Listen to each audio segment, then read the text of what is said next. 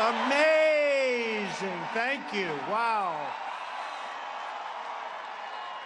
So exciting. Do you notice what's missing tonight? Teleprompters. No teleprompters. We don't want teleprompters. That would be so much easier. We read a speech for 45 minutes. Everybody falls asleep, listening to the same old stuff, the same old lies. So much easier. So, you know, I have a little debate coming up on Wednesday. And I hear let's call them opponents. Can we call them opponents? We're allowed to do that, right? You know, New York was very nice to you people last night. You know that, right? Did they hand you that game? They handed. I said, I am going to have the friendliest audience. Sit down. I am going to have the friendliest audience afterwards. So I wasn't sure, was I happy or was I sad? But Jerry Jones is a great guy, and he deserves everything he gets, frankly. And you know, another great guy is Mark Cuban. True. And I think, you know, he's been talking a little bit about maybe someday doing this himself. And I think he'd do very well. We may not have the exact same feelings about where we're going, but that's okay. But Mark was great. He actually called me, like literally a few days ago, and said, you know, if you want to use the arena, which is, by the way, a beautiful arena. This is a great arena. And Dirk, I love him. He's one of my favorite players. One of my favorites. And the Mavericks have been fantastic, and you know, it's just a great team. But he said, if you want to use the arena, I said, Mark, when? How about Monday night? It's like, that was like in 4 days. And you had a big holiday in between. And he said, I think, you know, they really like you in Dallas. They really like you in Texas. Maybe you can get a lot of people. Because we were coming here, and we thought maybe we'd get 1,000, but we never get 1,000 anymore. It's always like the same thing. You know, we went to Alabama. We started off with a 500-person ballroom, and after about 2 minutes, look at all these guys, paparazzi, ay, ay, ay. Look at this. We got everybody here. We started off, by the way, with a 500-person ballroom, and after about 2 minutes, the hotel called up begging for mercy. We can't do it. They were inundated. So we went to the convention center, and that was 10,000, and that was wiped out in about an hour. So we went to a stadium. We had 31,000 people, which is by far the largest. They say like ever for an early primary. It's probably true.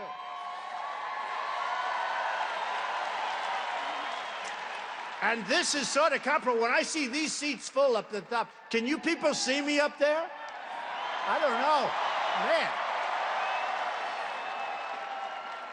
I said to him, don't fill up the upper rings. It's not fair. But they're filled. You are great. Thank you all. I appreciate it.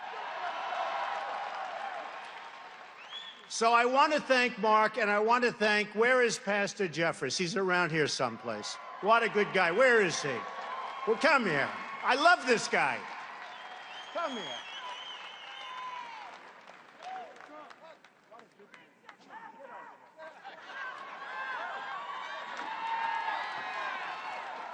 I shouldn't say this. I should not say this, Pastor, because, you know, I need all the help I can get.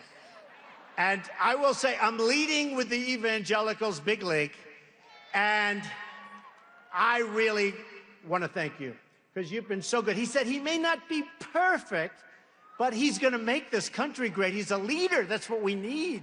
And I want to thank you, Pastor. Thank you, man. See you in a couple of weeks. Very good. I really appreciate it. He's been so great. And I am Protestant. I am Presbyterian, just in case anybody wants to know. So the polls come out, and we're really killing it. We are killing it.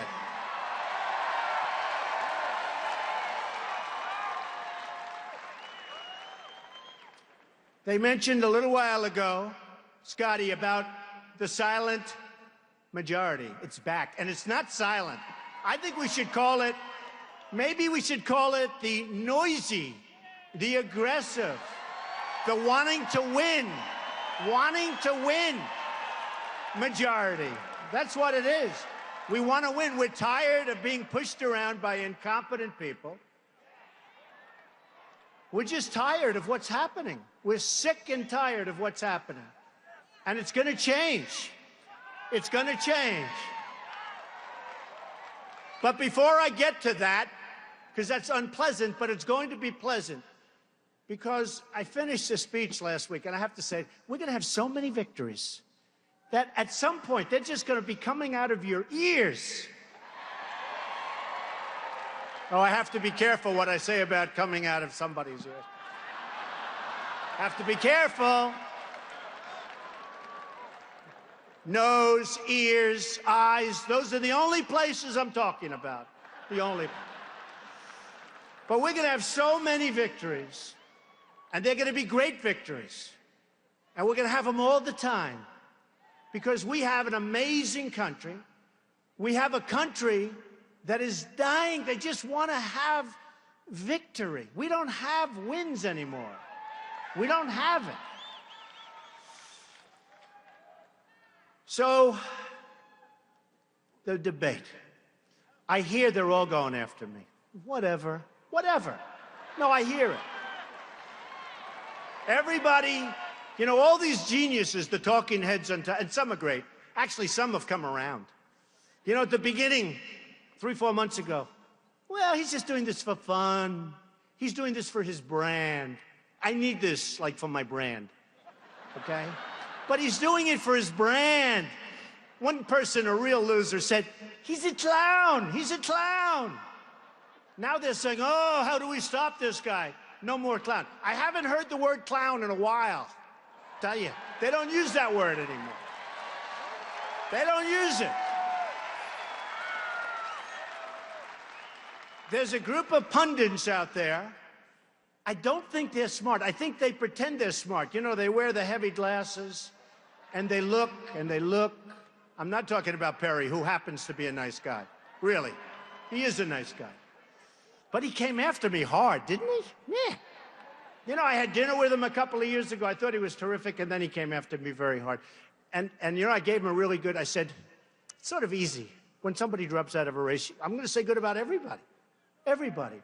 But I like that man, and frankly, he tried. But I'm talking about the guys that sit around the tables, and they talk about us. They talk about me. And they say, well, but most of them are now saying, we think he's going to win. You know, can you believe it? Now,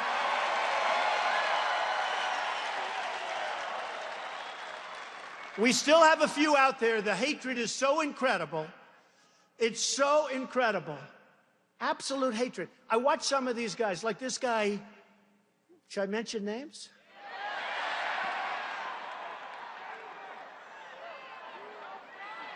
Okay, I will. The problem is, when I mention them, they can never, ever support me. That's the problem. And you know, look at all those live television feeds. It's always tough. Every time I speak, they put me on live television, so I have to make different speeches. These guys go around, they make the same speech hundreds and hundreds and hundreds of times. Nobody cares. It's true. It's true. It's true. You know, you got CNN Live, you got them all. And who need... No, they're 50% good. 50%. They've been pretty nice. But you know, who really, when you think about it, who has to do this? So I come out today. How many live feeds you have? Many. Look at all those cameras back there. Take a look, everybody. Now, if you like the media, give them a big hand. And if you don't, give them a big boo. I had a feeling.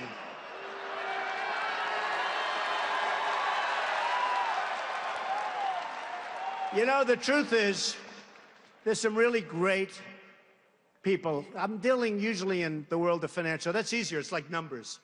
You're either good, you're not good. You know, it's sort of much easier. But I found the press to be much more honorable in the financial media. But the political media, and I found some great ones. There are some great ones. But should I mention some? No, I'm not going to do that either. Because then you're going to leave some out. But, okay. So, George Will is a disaster. The guy's a disaster. Honestly. Another one, Karl Rove. No, he's terrible. He's terrible. He's terrible.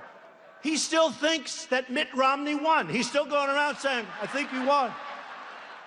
This guy raised, think of this. He ought to be in Wall Street. He raises money pretty well. He raised last cycle, the last presidential election.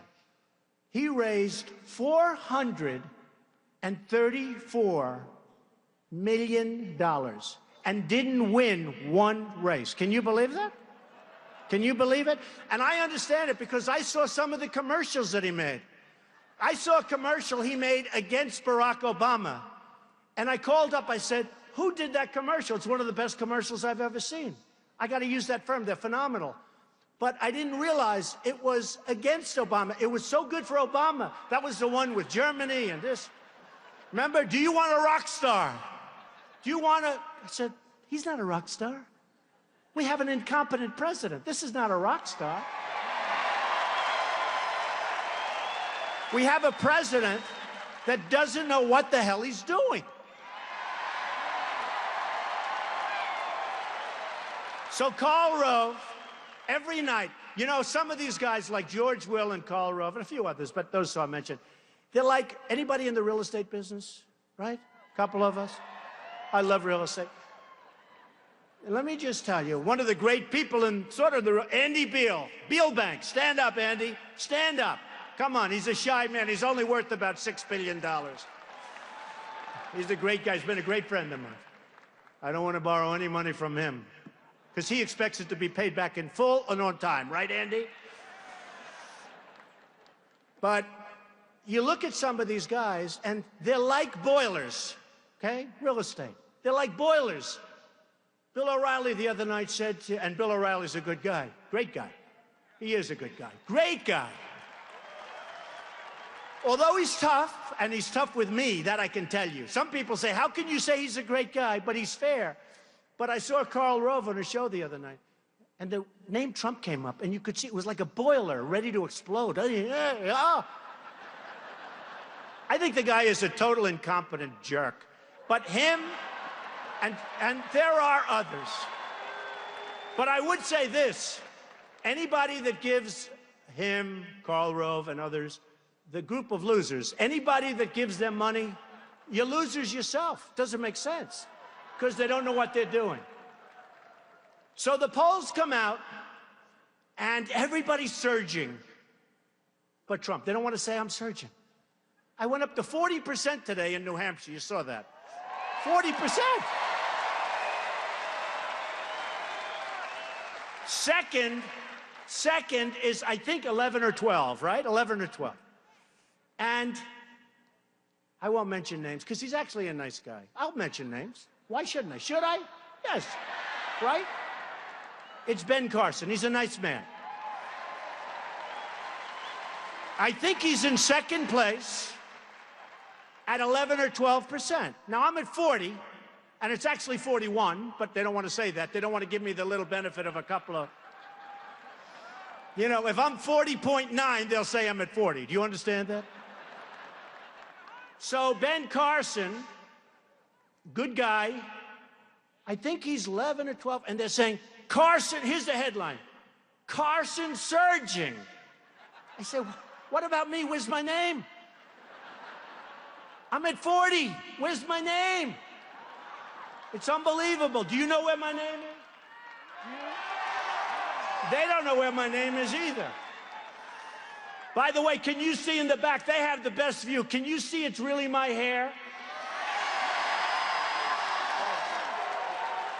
Well, that's the other thing.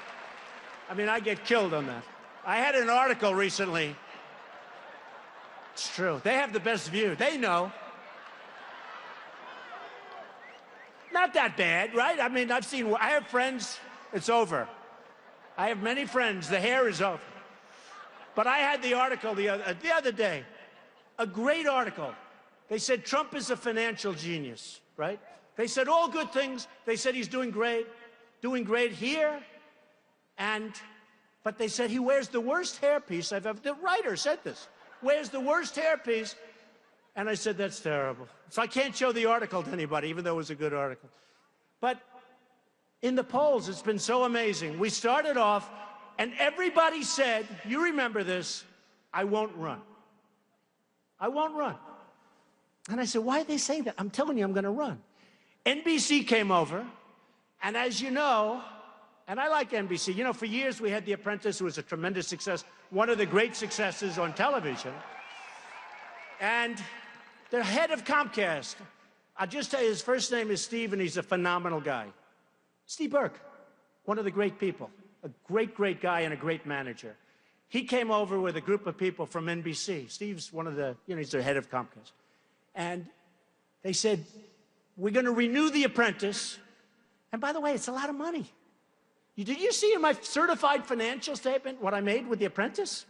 When I give up The Apprentice, I mean, I made $213 million. Can you believe it? From a television show.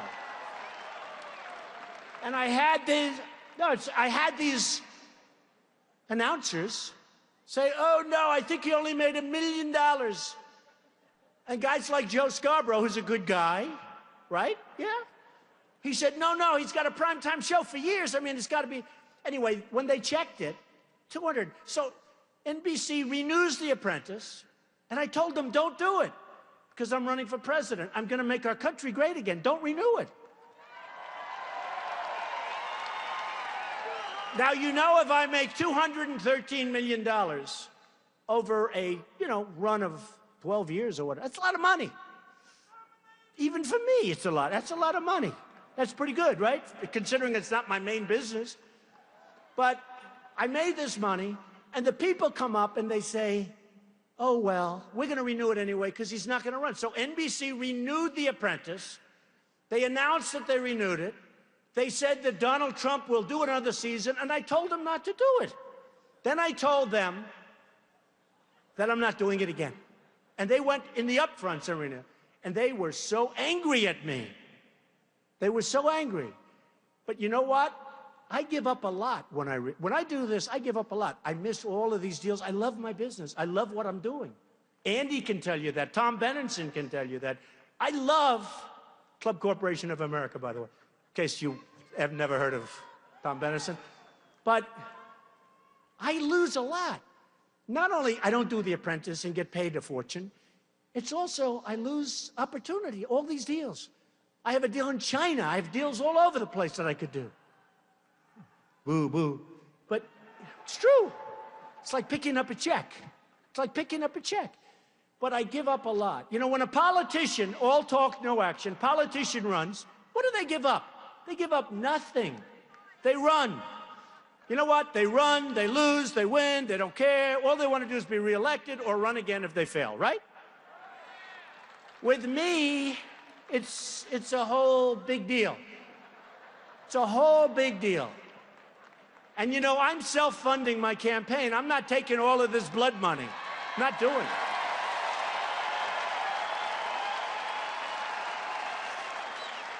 I'm not doing it. And I feel a little bit awkward and a little stupid. I have guys offering me millions and millions of dollars. When you're in #1 place, then the bloodsuckers come out. The lobbyists, the special interests, the donors. Don, we love you. Guys I haven't heard from in 10 years. Don, we love you. 40% in New Hampshire, winning Iowa. We're killing in Iowa. Incredible people. New Hampshire, incredible people. South Carolina, incredible people, incredible numbers there too. We're winning in Florida. Think of it. You have Jeb Bush, governor of Florida. You have a sitting senator in Florida, Marco Rubio. And the poll comes out the other day, Trump is leading in Florida. Can you imagine? Big league. How about this? Have you ever heard of the great state of Texas?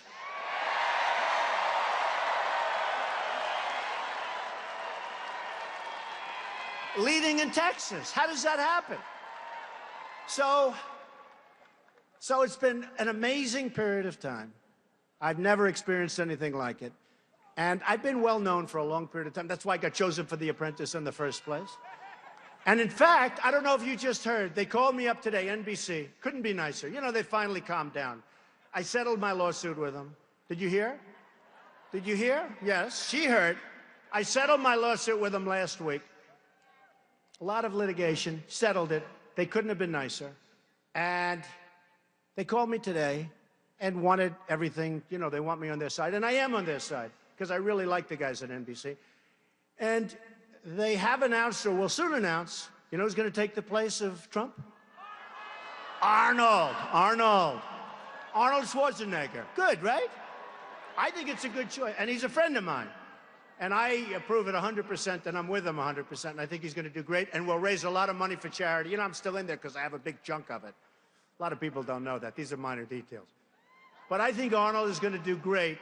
And so they just announced today that Arnold Schwarzenegger is going to be doing The Apprentice, because I'm not allowed to do it because I'm doing this. So I wish Arnold well. We have so many problems in this country. We'll talk about a few of them. And we'll celebrate, because ultimately we're going to have victory. We're going to have victory. This is a movement that's happening. I had a lawyer come up to see me a little while ago. He said, Mr. Trump, I've been doing this for 35 years. I've never seen what's happened here. I got a call from a writer from the New York Times. I have great respect for the New York Times. And he called up somebody, I know, I hear that, but it's okay. This is a good story, not a bad story. And he said, could I ask you a question? I said, what? Very powerful writer, actually. He said, how does it feel? I said, how does what feel? He said, what you've done has never, ever been done before. You've dominated, you've taken over the polls, you've taken over, you know, on television, on Fox and CNN, they call it all Trump all the time. Can you believe it? All Trump all the time.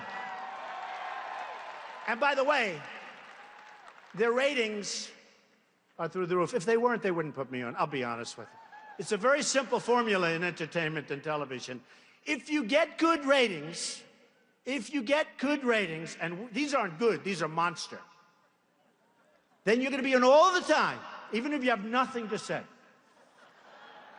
If you come up with a cure for a major, major, horrendous disease, and if you don't get ratings, they won't bother even reporting. It's very simple business.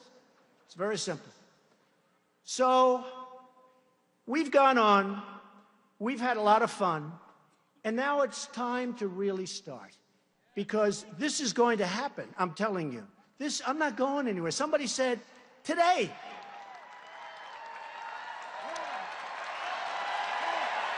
we're not going anywhere.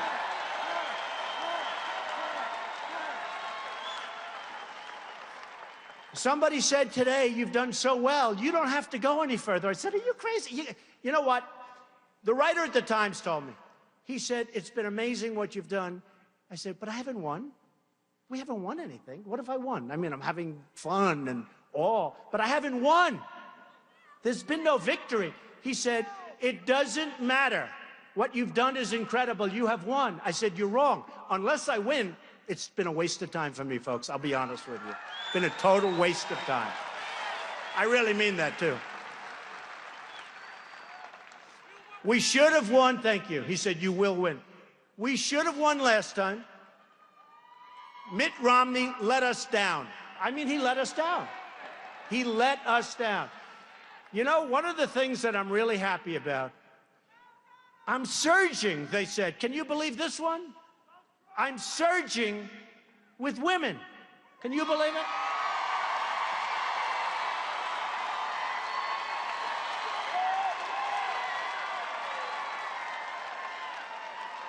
I have such respect for women. I cherish women. I'm going to take such good care of women's health care issues, you won't even believe it. But I'm surging with women. One of the things coming out, I'm watching television, and they said, Trump is surging with women. I said, really? That's amazing. You know, it's incredible.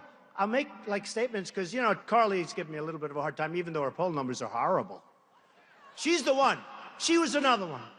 She's surging. Ben is, everybody's surging but me. Hillary's not surging, I tell you that. They're not saying that. They're not saying, thank you. Hillary is not surging. Look, I like Carly, and I like Ben, and I like many of the people that I'm running against. I mean, many of these people are terrific people. But nobody's going to be able to do the job that I'm going to do. Nobody. They won't. They won't. Don't forget, I love these people back there.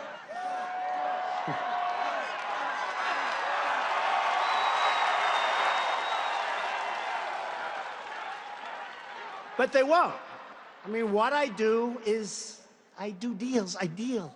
I have tremendous energy, tremendous, to a point where it's almost ridiculous when you think about it.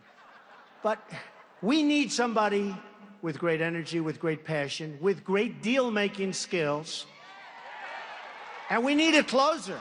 We need closers. We don't have closers. We just don't have closers.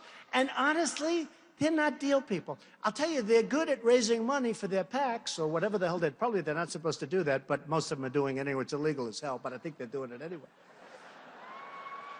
You ever notice you hear they have money in the PAC, but they don't have hard money, but the PAC is giving them? I say, what's going on over here? I'm not allowed. How come I can't talk to anybody? And again, I have to tell you this, and I want to have your opinion. So I'm self-funding, I told you. But if I took hundreds of millions, I tell you what, I could have $200 million so fast. If I took that, would you people object if I promised not to do anything from the people I took it from? No. I had a group in Iowa, actually, they were much more vocal about this one issue.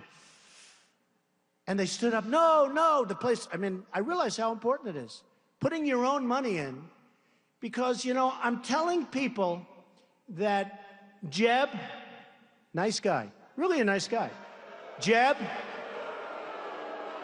Hillary. Well, Jeb's more popular than one person I know.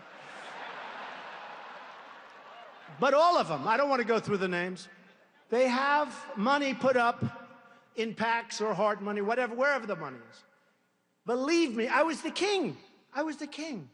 You know, I was the white-haired, no, blonde-haired, let's say blonde. But I was the blonde-haired, I was perfect. I was the ultimate. I was the ultimate sort of insider. I'd put up money. They loved me. But then when I said I'm running, they all looked at me like, the RNC, Reince is a great guy, but it took him a little while because they looked at me like, you're not supposed to be doing that. You're supposed to be putting up money. And if you need something in 2 years, 3 years, 5 years, they'll do whatever you want. And what happened is, I know the system, I think, better than anybody. I know the tax system. Look, taxes. Who knows better than me? We're going to reduce taxes. We're going to make the hedge fund guy, any hedge fund guys, it would be mostly in this room. Oh, you got good seats. Are there any hedge fund guys in this room? If there are, you should probably leave right now. That's okay. But I have a friend in the hedge fund business. Not really a friend. Not actually a nice guy, but he'd be good representing us, I will tell you. Because by the time I finish, he may not have much of a hedge fund left. But I said, what did you make last year? He said, about 250 million. Can you, this is serious. I said, oh, it's a lot of money. What did you pay in taxes? He goes, Don, practically nothing. That was a couple of years ago. I never forgot it. The other day, he calls me up because he hears me talking about hedge fund guys are going to pay up. And he calls me up the other day. I was only kidding. You know, when I said that, I was sort of, he doesn't know what to do. The truth is they'll do just fine. They're going to do just fine because we're going to make the country so successful, they'll do just fine. They'll end up doing better. They'll end up doing better. But we got to lower taxes for a lot of people. Corporations paying far too much, far too much. Middle-income people are being decimated. They're being decimated. I mean, we have a group of 200 guys, but the middle income in this country is being decimated, and we're going to change it. We're going to change it. So I'll be announcing over the next 3 or so weeks, I'll be announcing, I think, a great tax plan. I know the tax code. I know everything about it, probably as well as anybody there is, right? And we're going to be doing something that's going to be really pro-growth, really reduction in taxes. We're going to get the $2.5 trillion that's in other countries. We're going to get it back. They can't.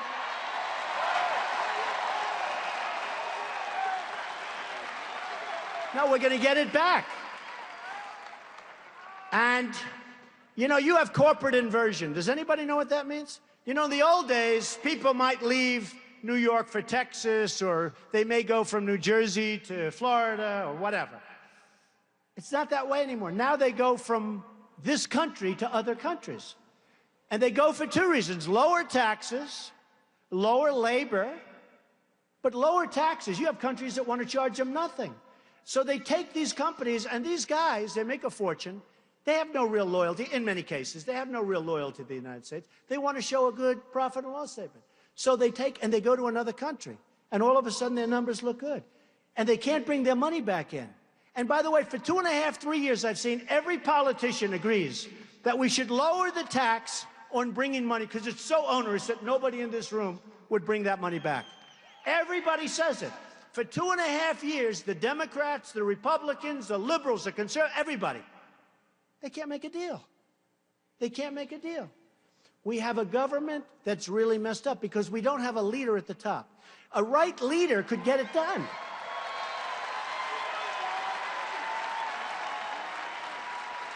The right leader will get it done, and you will see numbers like you'd never have seen before. I actually believe that, and we're in trouble. You know, I've made the statement, and I've said this before, the American dream is dead, but I'm going to make it bigger and better and stronger than ever before. I've made that statement.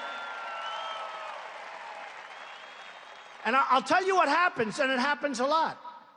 The other day, I went home, and I said to my wife, "What's wrong?" "Oh, darling, you were very tough." "What? What did I do?" Because, of course, it's live television. She said, "You said the American dream is dead." I said, "No, I said the American dream is dead, but I'm going to make it bigger and better and stronger than ever before." She said, "No, you didn't. You just said it's dead." So I turn on television. It's wonderful now you can record this stuff, right? See it 10 hours later. I turn on television, and it's me standing in this big crowd.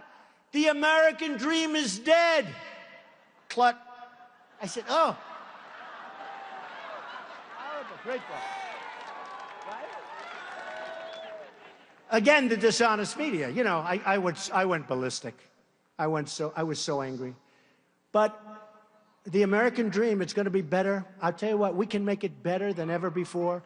We can do, I mean, we're in Texas.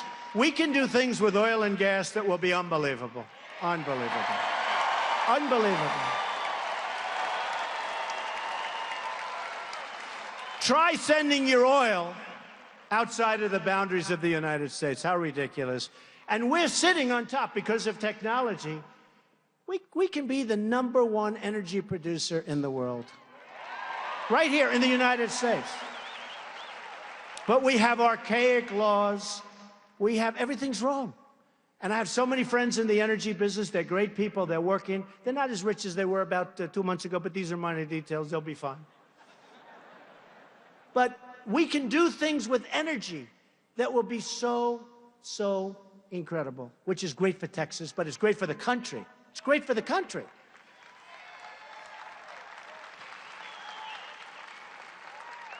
Now, China, Japan, true. You can't be upset with China or Japan or Mexico. Can't be upset with anyone. You know, when I announced for the presidency, it was very interesting what happened. I made a beautiful speech. I thought it was wonderful. Everything was fine. About a week and a half later, they attacked me. In other words, they went through, and then they lied. They made it up. And they talked about, I'm talking about illegal immigration. And I brought up a subject called illegal immigration. And I just saw backstage some of the families who were decimated. Their families were decimated. Their sons, their daughters killed by illegal immigrants. And it's a massive problem. We have to stop illegal immigration. We have to do it. We have to do it.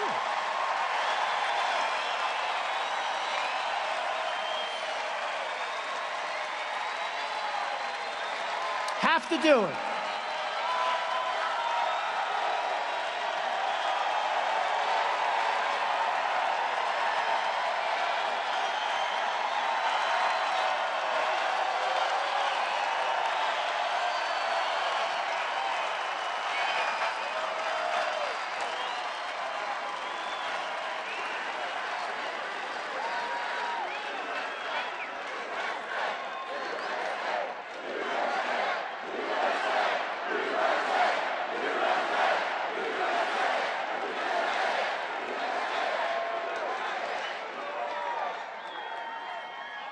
And when I hear some of the people that I'm running against, including the Democrats, we have to build a wall, folks. We have to build a wall. And a wall works. All you have to do is go to Israel, say, how's your wall working? Walls work. And I want people to come into the country, but I want them to be legal. I want them to go through the process. I want them to come in. I want to have a big, beautiful door. But they have to be legal. They have to be. And if they're not going to be, they can't come in. And I'll tell you what, the first thing we do, you know, people don't realize, you look at crime in Chicago, you look at crime in so many different places, and you see gangs. Many of these gang members are illegal immigrants. They're rough dudes. They will be out of here so frickin' fast.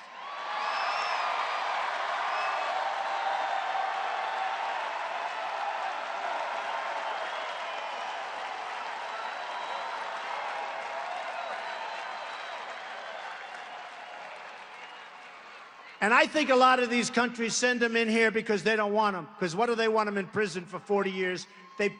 Look. Whether it's any country, their leaders are smarter than our leaders. They're more cunning. They're tougher. They're better. And we take them. Kate in San Francisco, this magnificent young woman, shot in the back by a guy that was sent over here, probably pushed over, who knows? But he was an illegal immigrant. Came over, went to San Francisco. We have to end this sanctuary cities crap fast. Fast.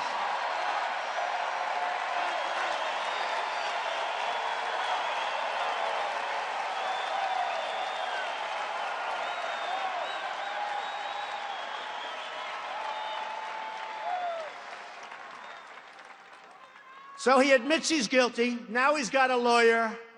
Oh, well, he didn't really know. He wasn't aiming there. It was a ricochet, blah, blah, blah. It's disgusting what's happening to our country. We are a dumping ground for the rest of the world. We are a dumping ground. And let me tell you something. The whole subject of anchor babies. Did you hear that character from one of the networks? Anchor baby is just really not a nice term. I said, what would you do? What would you say? And he gives me like a 12-word definition. I said, no, we'll have to use anchor baby. And I don't mean to be disrespectful, but when a man has a problem, and he's got his wife or his girlfriend, and they move her over to the border for one day, has the baby on the other side of the border, our side, now that baby is a citizen of our country for however long the baby lives, hopefully a long. It's wrong. It's wrong. And by the way, the law doesn't call that. That's not what the law says. And people are finding out now that I'm right. We didn't say that somebody could be pregnant for 9 months, come across the border, have a baby, and now it's ours, and we have to take care of the baby forever. It doesn't say that. It does not say it. So we have to straighten out. We have to straighten out our act. We're going to have a great country. We're going to have a great border. We're going to have a border that's a real border. You people are suffering. I mean, you know, I'm in New York, but from New York, too. They're all over the place. We want people to be in our country legally. Legally.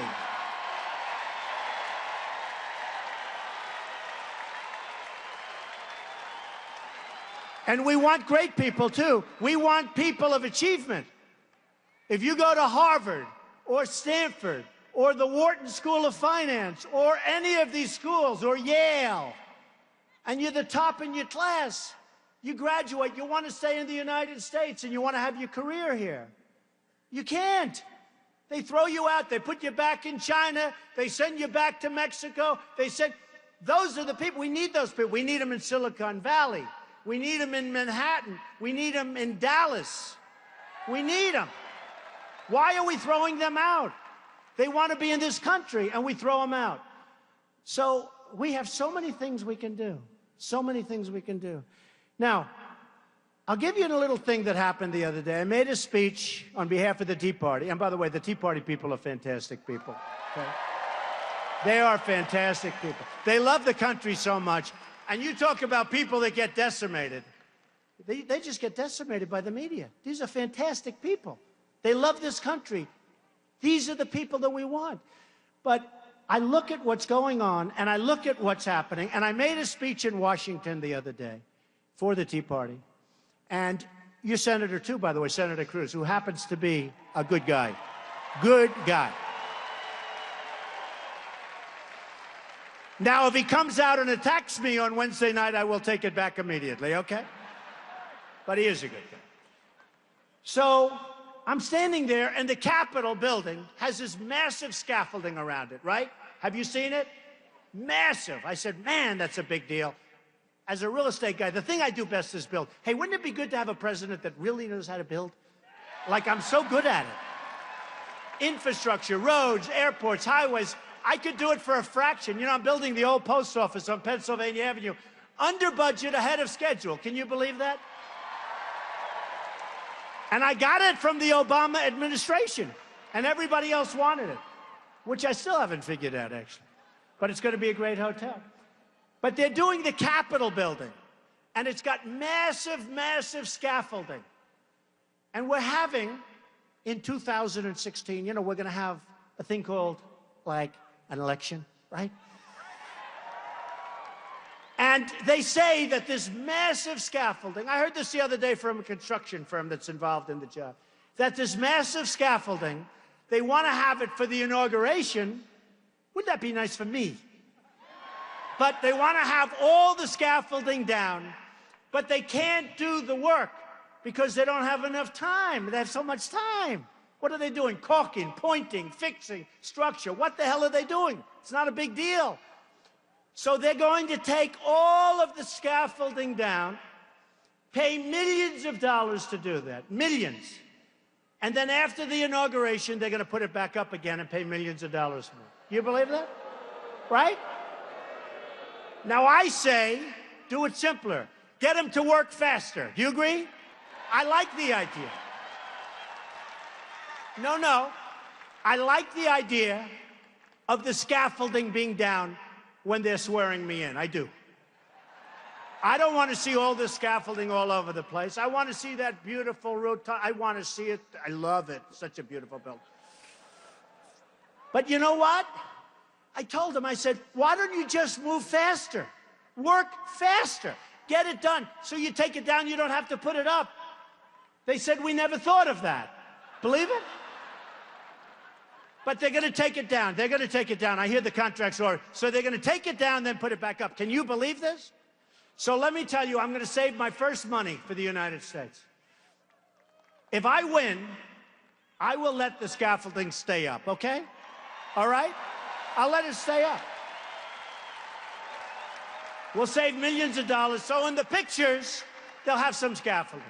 They can probably nowadays do something with that anyway. So in the pictures, we'll have some scaffolding. So, not if I win. I love this woman. Stand up. What did you just say? Not if you win, when you win. So a story I tell is a friend of mine who's a big manufacturer, great guy. Can't do business with China. Can't get his stuff in there. He calls me, he's depressed. He says to me, Donald, I can't deal with China. And he's a good guy. He does great stuff, better than they do. He said, I can't sell it. They don't take it. Finally, they're taking it. They're charging him a massive tax. A massive tax. Another friend of mine recently, he bought an airplane. He's a rich guy. Bought, like for these people here. They probably all have this, but a really good plane. I said, why did you sell your old one and get a new? He said, well, what happened is a man from China ordered a plane, and he can't get it back into China because the tax is humongous. So he's selling it cheap. The guy from China took a haircut because the tax is so big. You don't know about these stories. And yet we take everything they have, no tax, free market. Now, Japan. Japan sells us millions of cars. I was in Los Angeles a few weeks ago. The biggest ships I've ever seen, ever. Thousands of cars, they're pouring off. We give them beef. And they don't want it. Do you ever see where the farmers are protesting? They don't want it. So we send it back. By the time it goes back again, it's all gone. It's done. Mexico. Everybody's moving to Mexico. You know that, right? Do you know that? So many people moving to Mexico. I love Mexico. I love Mexico. I have hundreds and hundreds and thousands, actually, of people that are Mexican. They work for me. They're great people. But their leaders are smart. They're smart. So we have Nabisco the other day, Oreos. I refuse to eat Oreos anymore. They're moving their plant to Mexico from Chicago. Why? How does it help us? How does it help us? Ford, $2.5 billion plant being built in Mexico for cars and trucks and everything. And I said the other day, it's actually not a bad idea because they can build a car, build a truck, and they can have the illegals drive it right across the border. Nobody's going to check them. They'll save a fortune. They'll save a fortune. So I don't want them spending $2.5 billion. That's a hell of a plant. By the way, in Tennessee, another major car company, all set to go in Tennessee. At the last moment, they said, we're not going to go to Tennessee, we're going to Mexico. It's going to become like the car capital of the world. So what happens is Ford, $2.5 billion plant. Now, I said, what would Jeb Bush or Hillary Clinton do if they were president? Because you got to remember what I said. They're controlled by the people that gave them the money. Totally. By the lobbyists, by the special interests. So, but they're smart. They'd say, we don't like this deal. We're going to end it. And then they'd be called by their lobbyists and say, Hillary, we gave you millions of dollars, and I represent Ford or whatever the company it is. And we don't want you to do that. It's no good. We don't want you to do that. And you know what they're going to say? Okay, I'll let them build it. Now compare that. First of all, believe me, that plant doesn't get built there. It gets built right next to, it might not be here. It's going to be maybe in Michigan where they're just being decimated with the plants. They're being decimated. Everybody's leaving. They're going to Mexico and other places. So I said to myself, what would Bush do? What would Hillary do? And what would Trump do? First of all, who would you rather have negotiating? Jeb or Trump? Believe me. How about this? Hillary, who, by the way, was the worst Secretary of State in the history of our country, if you think about it. Would you rather have Hillary negotiating? Or would you rather have Trump? Okay. So let's say, you know what Jeb does, you know what Hillary does. The plant gets built, no problem, don't worry about it. What the hell, it's only about 10,000 jobs or whatever it was, billions of dollars. And our country's being drained. Our jobs are being stolen by all these countries. And not just them, all of them. So what would President Trump do? President Trump. Trump. Okay. What would President Trump do? So I'd call the head of Ford or whatever company, but I'd call the head of Ford. I'd say, congratulations, I understand you're building a massive plant in Mexico, and you're taking a lot of jobs away from us in Michigan and other places. No, I don't like that. I don't like it. I just don't like it. And he'll say, well, Mr. President, it's wonderful, wonderful for the economy. Oh, great, just great. It's wonderful for whose economy? Not for our economy. We lose on everything. We lose on jobs. We lose on money. We lose on everything. So what I'd say is the following. I don't want you to do that. And if you do it, you're not going to have any cars coming across the border unless you pay a 35% tax. That's it. That's it. No, that's it. And they're going to say to me, Mr. President, please, please, please. Now, I guarantee you, let's say I make this call at 9 o'clock in the morning. By 5 o'clock in the afternoon, I think the deal is done. They move back to the United States. It may take a half a day longer. It may be 12 o'clock the following day. But I guarantee you, but what will happen is I'll be called by lobbyists, but they're not giving me any money. I won't take it. I turned down $5 million last week. $5 million. I say, I can't take it. You know, I go like this. I just close my eyes. You know, it's really sort of not natural to me to turn down money. Does that make sense? But I turn it down because once I know the game, once they give you, you sort of owe them, right? You know, how can you tell a guy, you know, you gave me $5 million, you helped me get elected, and I'm going to hurt you with your client. So what happens, I would say, is that I will get a call from the head of Ford, and he'll say, Mr. Trump, you're doing the wrong thing. I say, all right, that's fine. Just do it. Just do what I say. Do what I say. And I guarantee you, after I tell all the lobbyists, special interests, and people that donate to everybody else but me because I won't take their money, after I tell them all no, within a short period of time, they'll call up and they'll say, Mr. President, we've decided to move our plant back to the United States, sir. That's what's going to happen. That's what's going to happen.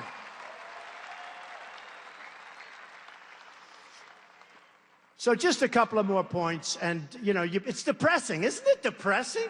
You know, we're together, we love each other, but it's like depressing if you think about it, because it doesn't end. I could stand up here all night long. I could tell you stories. They're all depressing. But the good news is they can all be remedied, every one of them. They can be remedied. So, Iran deal. Iran deal. They did not read that great book. Where's that book? The Art of the Deal. They did not read it. Secretary of State Kerry. He actually may go down as worse than Hillary Clinton because he made this deal. He may be the worst. He may top her because this deal is the all-time worst. We're giving them $1.5. Think of this. We're actually giving them $150 billion. Now think of it. Now think of it. We don't have the right to inspect. We have to wait 24 days, but before the clock starts ticking, we have to go through this whole process. I mean, they could build their nuclear whatever, distribute them, and have plenty of time left over to clean the place up. So you have a 24-day period, not any time, anywhere, which is what it should be. Think of another thing. They have one instance where in a very major area, they self-inspect. Now, can you believe this? They do their own inspections. They do their own inspections. And another thing, look, having a good deal, we should have doubled the sanctions, let them wait for another month or two. They would have come, we would have had a deal like you've ever seen. We have our chief negotiator, Secretary Kerry, at 73 years old, goes into a bicycle race. So think of it. He's wearing the whole gear, the helmet, he's like, he thinks he's in a bicycle race. He's actually in a race. It wasn't just casual, I could understand that. This is a guy that's in a bicycle race. 73 years old, all the gear, falls, breaks his leg in the middle of our thing. Takes 2 weeks off, goes back with crutches. The people from Iran say, what a schmuck. Can you believe it? No, but this is who we negotiate with. Now think of this. It's embarrassing. Isn't it like embarrassing? How do you, I swear to you that if I'm elected president, I will never go into a bicycle race, I swear. So, But, you know, one of the things that so bothers me, it would be great to have a deal, because nuclear is a bad, bad thing. When you talk about global warming, all this stuff, you know, Obama thinks the single biggest threat in the world today is global warming. Okay? Can you believe it? Then they changed it to climate change because the word global warming wasn't working. Then they changed it to extreme weather. You can't get hurt with extreme weather. Do you agree? It's always going to be, there's a tornado, there's a little cold, there's a wind. It's always extreme. He said the biggest threat we have is extreme weather. And I say, in terms of global warming, the biggest threat we have is nuclear global warming, because we have incompetent politicians. That's the biggest threat we have. Not global warming, nuclear global warming. That's the biggest threat we have, believe me.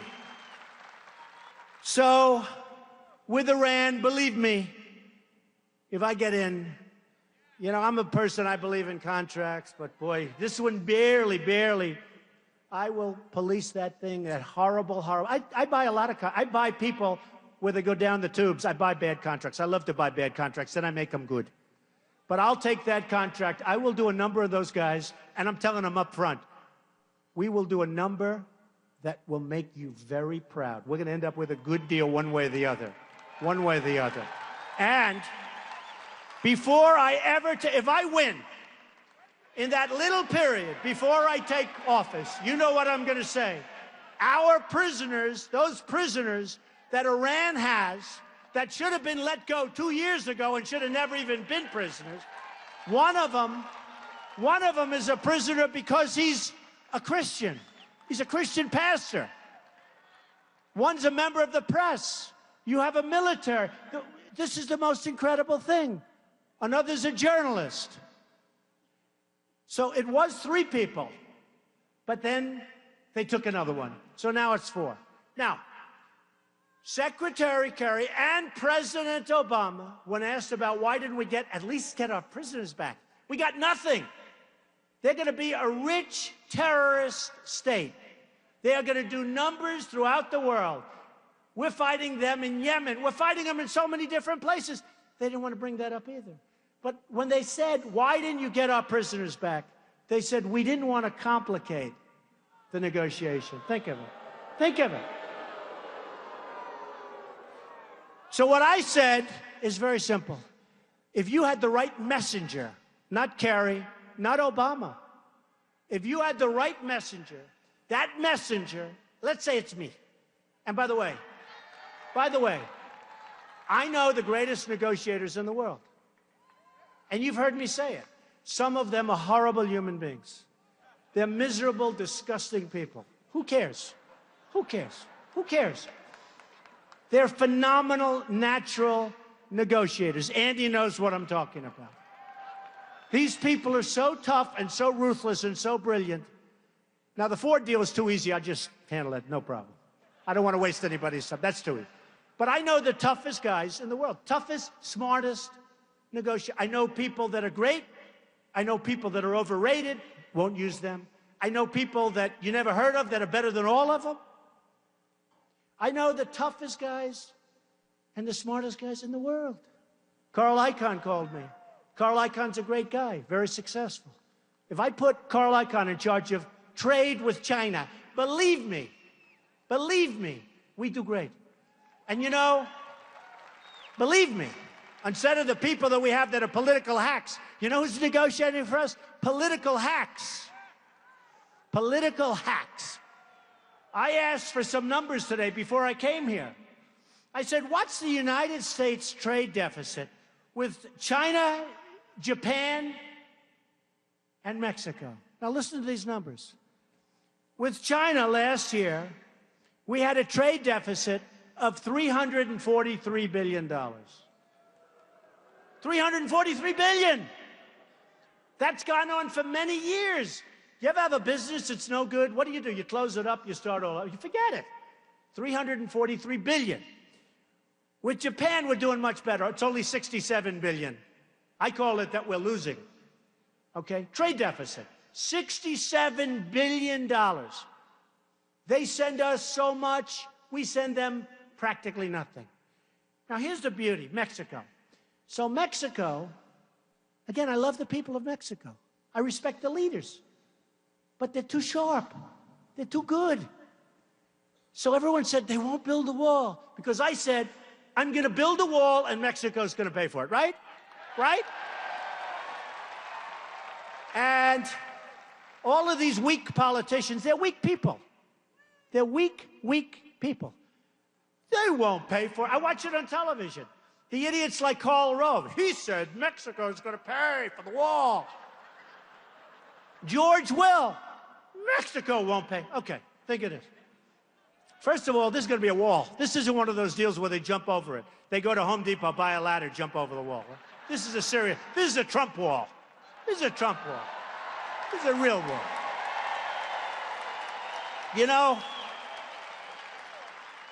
You know, the Great Wall of China is 13,000 miles. It was built 2,000 years ago. It was actually built over a long period of time, but it started sort of 2,000. That's a long time. So 13,000 miles. What we're talking about is 2,000 miles, but less, maybe 1,000, because you'll have a lot of territory where you don't need it. You have natural barricades. You have some walls that were built that are okay. Although I'd like to be nice in uniform. You know, if they ever put my name on, I want a gorgeous wall. You know? The Trump wall, oh, will that be a beautiful wall. That's why I have to make it beautiful. Because someday when I'm gone, they're going to name that wall after Trump, I think.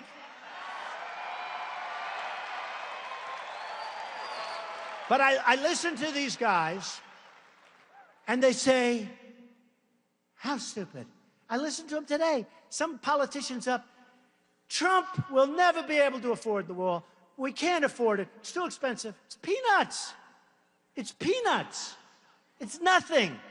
And Mexico's going to pay. Now, here's the Mexico number, right? Let's say the wall costs $4 billion. You know, they say $10 billion. That means $4 billion, if you know what you're doing. And the $4 billion will be much bigger, much better, much stronger than the $10 billion. Believe me. Oh, do I know how to build. Greatest. One of the greats. So let's say it costs $4 or $5 billion.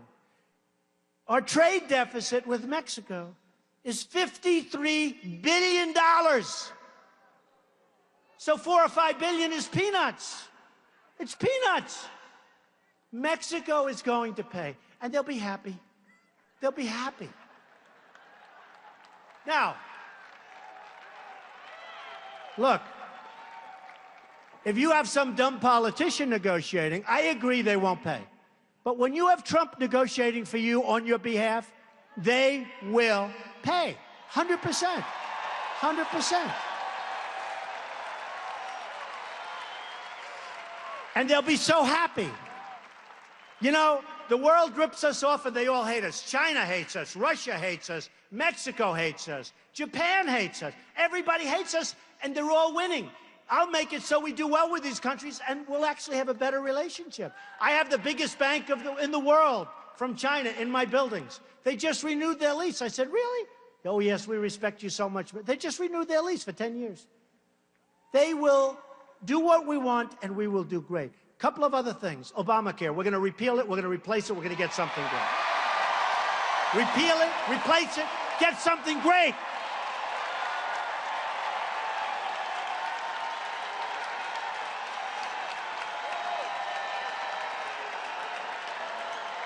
We're going to repeal it, we're going to replace it. You know who benefits from Obamacare? Remember the $5 billion website? $5 billion, it didn't work, still doesn't work. But you know who benefits? Any insurance guys in this group here? Good, then I can. You know who benefits? The insurance guys. The insurance companies make a fortune with Obamacare. In the meantime, your premiums are going up by 30, 40, 50%. Your deductibles, you have to die, and then you probably still won't get anything. It's no good. We will have a plan that will be so good. We're going to get rid of the borders, the phony boundaries. You know what they have? I have thousands and thousands of people work all over the place. And if I'm in New York, I get like one bid. And if I'm in New Jersey or if I'm in Texas, no matter where, you get like very little competition. Thank you. We'll call it Donald Care. It's good. Haven't thought of that one. Because the insurance companies would rather have a monopoly on New York or Texas or wherever they may be than be able to bid all over the United States. We will do something really good with healthcare where it'll be better for the people and cheaper for the United States. You know, the United States in 16, Obamacare kicks in. Big league. Big league. And you talk about a deficit, we're going to have one of the great deficits of all time, and it's because of a lot of things. It's because of incompetence, but it's also because of Obamacare. One other thing, and I have to say this, our military is going to be so strong and so powerful.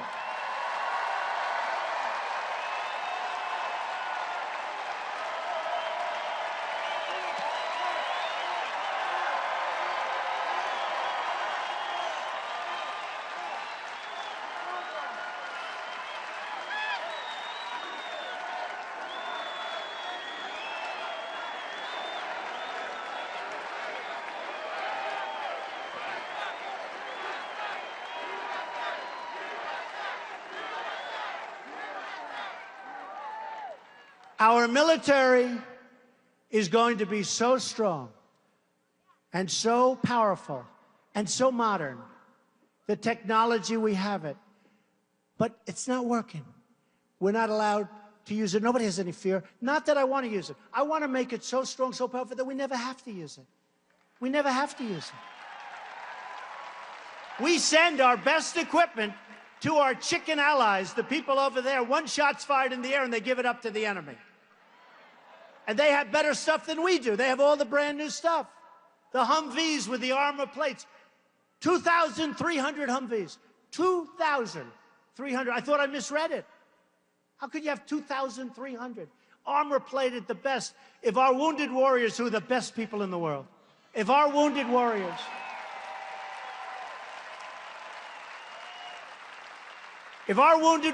were in those Humvees, they wouldn't have lost their arms and their legs and had such a tough life.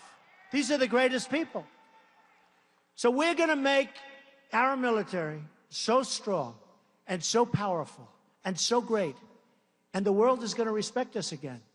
And we're going to take care of our vets, because our vets are treated like third-class citizens.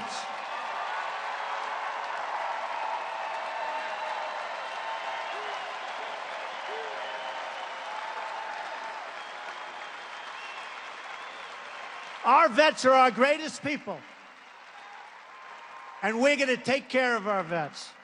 So just in closing, I just want to thank all of the people in Dallas.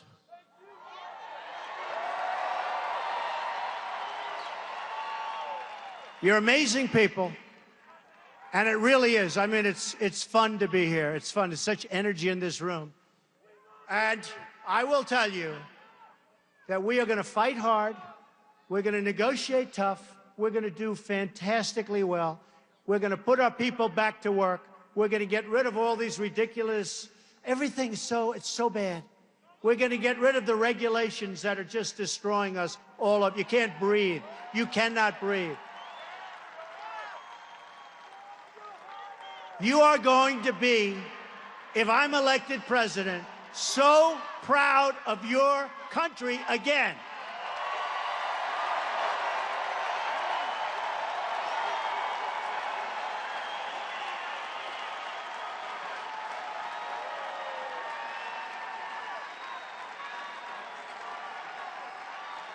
You're going to remember this evening, and you're going to say to your children, and you're going to say to anybody else, that we were part of a movement to take back our country.